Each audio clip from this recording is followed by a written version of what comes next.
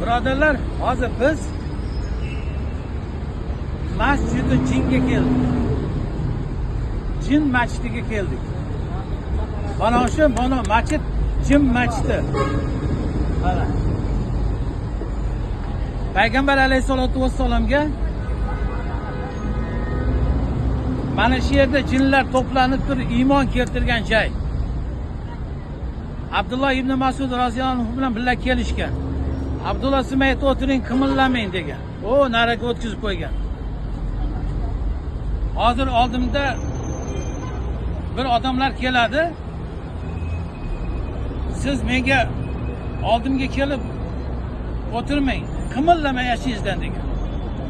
Rasululloh mana shu yerda jinlarga da'vat qilarkan, jinlar to'planib Payg'ambar alayhisolatu vasallam ko'rinmay ketgan. Jinlar manaqa bo'lib ketganda. Mana shunday bo'lib, o'ralib Rasululloh ko'rinmay ketgan.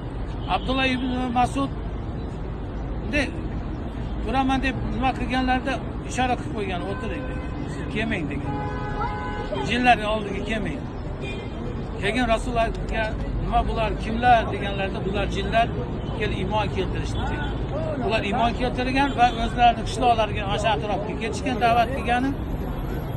Mana shu joy jinlar iymon keltirgan yerlar. Shuning uchun bu yerga masjid qo'ygan. Bu masjidning nomini ham nima deb qo'ygan? Jin masjidi deb qo'ygan. Ketdik biroz.